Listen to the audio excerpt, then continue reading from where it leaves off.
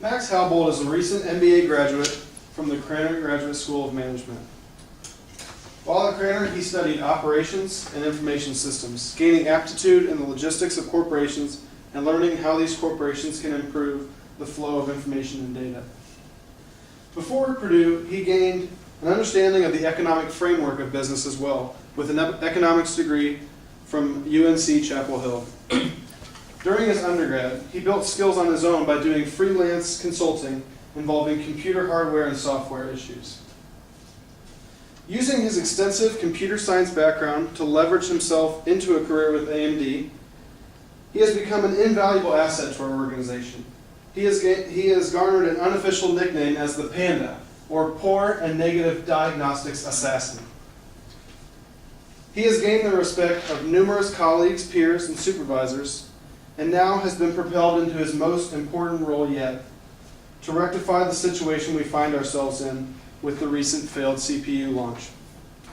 Ladies and gentlemen, please join me in welcoming Max Halbold. Hello everyone. Again, my name is Max Halbold, and I'll be speaking with you on a business proposal for the 2012 year. As you all know, our Bulldozer processor launch was a failure. In the high-end desktop market, we're experiencing an underperforming processor, which is disappointing customers. What we need to do is provide a processor which holds more value for customers and improves their satisfaction.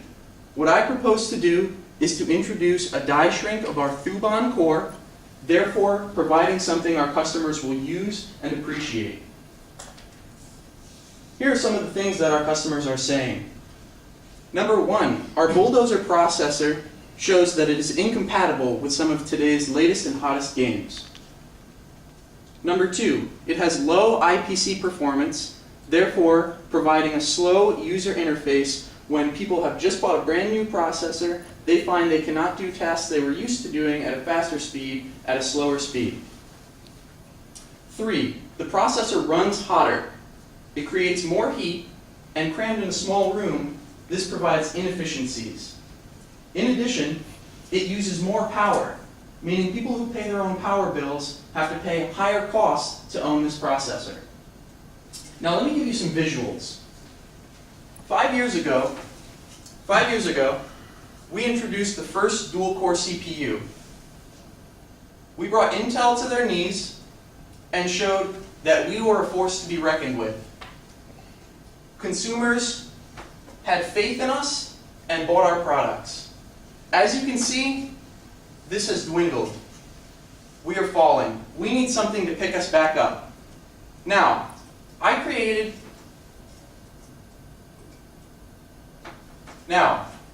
polled about 100 people, enthusiasts, power users, gamers, and got their opinion on what we should do about this situation. They were given the choice of keeping Bulldozer, keeping our old Thuban core and Bulldozer in the market, or having a die shrink of Thuban and releasing it instead of Bulldozer. As you can see, overwhelmingly, these people wanted to see a Thuban die shrink. Now I'm going to talk about 3 ways where a Thuban die shrink will improve our business and improve customer satisfaction. The first way is satisfying the needs of gamers. When they open up their latest game, they don't want to see this on their computer screen. A blue screen of death showing that their computer has crashed because the processor is incompatible. This has been shown to happen on different motherboards, RAM configurations. It's the Bulldozer processor, and our AMD engineers know that this is the case. The Thuban architecture does not have these problems. Second, we need to provide a CPU that has better IPC performance. IPC performance in single-threaded applications means that the computer feels faster. I've provided some graphs here which show the Thuban processor against the Bulldozer processor. As you can see, the Thuban processor provides a better customer experience. When compared to Intel, we see that there's a large disparity. If we were to introduce the Thuban die shrink, we could decrease this disparity. Last, and possibly most pertinent, is the efficiency of our CPUs. The Bulldozer core runs hot and it uses a lot of power. People are forced to buy bigger power supplies, pay more in electricity costs, and sit in a room with a hot computer. No one wants to do that. This graph shows the top competitors in the desktop CPU market. As you can see, Bulldozer uses the most power. Power usage transfers to heat, and therefore it is also the hottest processor. Now what I intend to do is shrink the Thuban core, making it use less power. This die shrink can yield 19 to 20% decreases in power from the number you see here at 200 watts. After the die shrink, it will then use about 160 watts, putting it directly in line with Intel's top chips. That's exactly where we want to be. Now, I'm seeing some skeptical looks on your faces. There are several drawbacks that people have brought up, and I'd like to address some of them now. It is the case that when introducing a new CPU, you'll have large R&D costs, but that is not the case here. We need to use what we already have. We have 32 nanometer technology, so it will not be a problem introducing that. We have the architecture designed for Thuban, so our engineers will not need to make a new CPU. We have capacity to build these processors. Why? We've just shut down the Phenom plant, which leaves us with a plant that is not producing anything right now.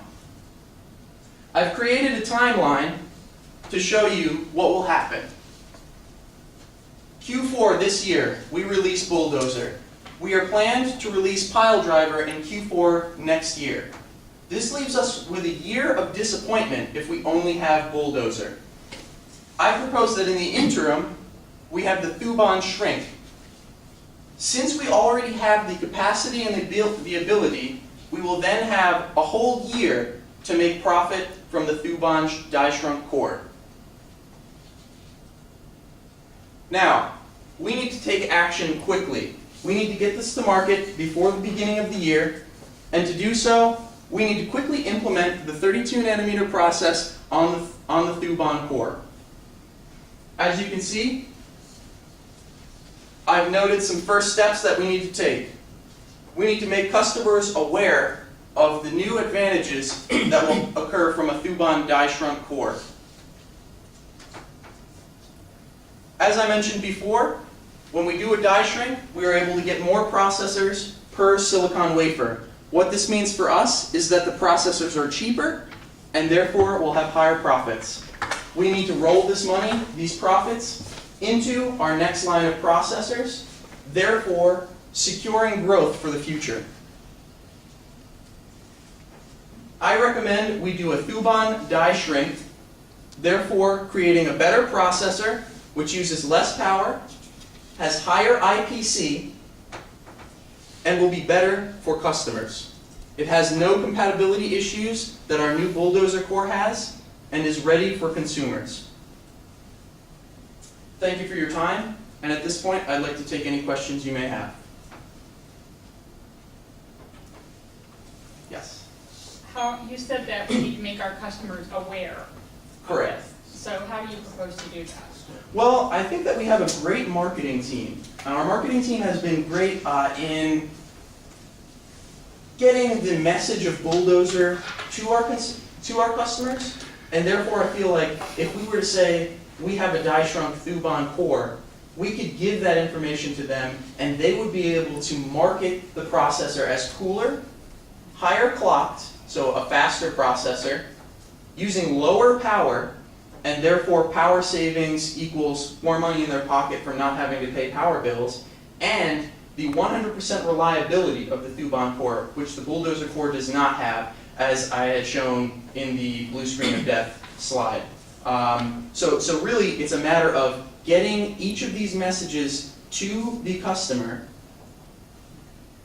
with our marketing team, and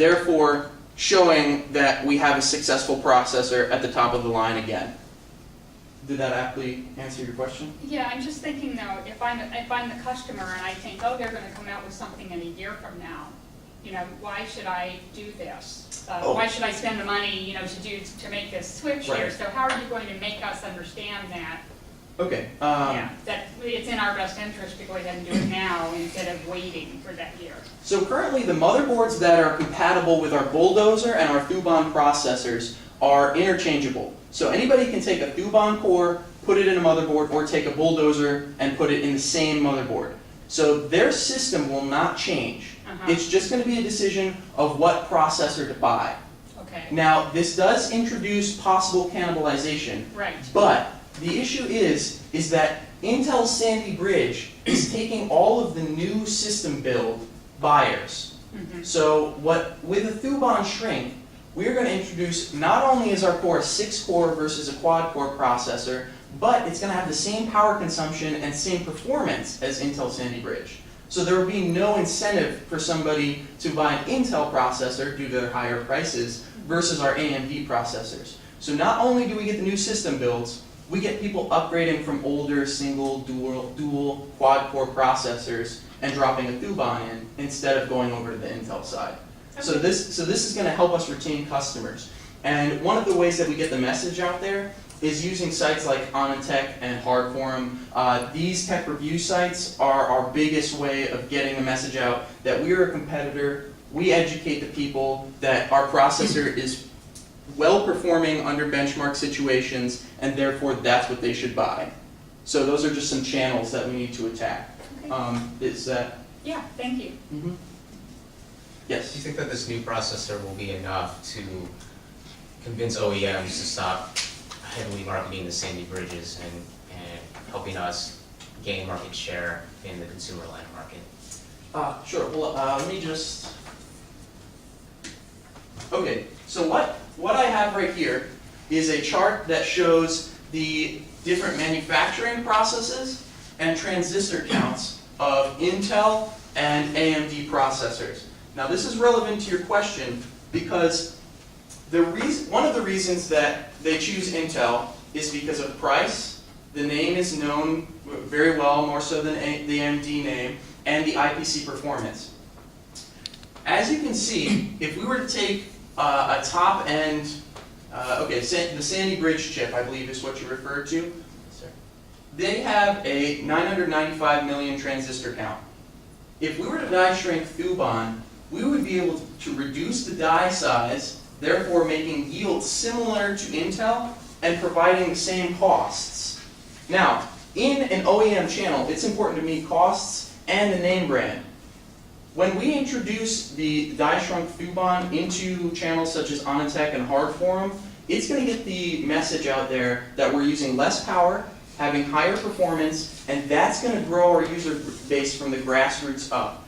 So that's how we're going to capture the OEMs. A lot of people, while they do like to see the Sandy Bridge name, also like to see hex core and octa-core. They like more cores because it's just one thing that they associate with power. So if we have a hex core processor that performs better than a quad core Intel, that's what they're going to buy, and that's how we're going to sell to OEM channels.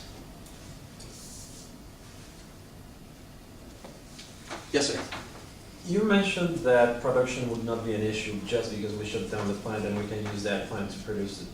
I'm curious as though why the plant was shut down, as in, I want to get a little background into why we can use this plant now. Sure. So what we did when we released the Bulldozer processor was attempt to remove our own cannibalization from the market by reducing the production of other Phenom processors. So the Thuban cores and the DNAB cores, those were reduced in efforts to promote the Bulldozer core. So what we're left with is an excess of ability to produce more processors, but we have created that. So if we were to ramp up production in those, it's not going to cost us building a new plant or contracting to a new contractor. We have the capacity. It's our artificial caps that have been put on production that stop it from being so. So I acknowledge that there may be cannibalization with the Bulldozer core, but as I've noted, many customers are already unhappy with the processor, and we want to prevent them from jumping ship and going with Intel. Did that aptly answer your question? Yes, sir. How do you expect Intel to react? Have you thought about some scenarios and how would you further adjust your plan? Yes.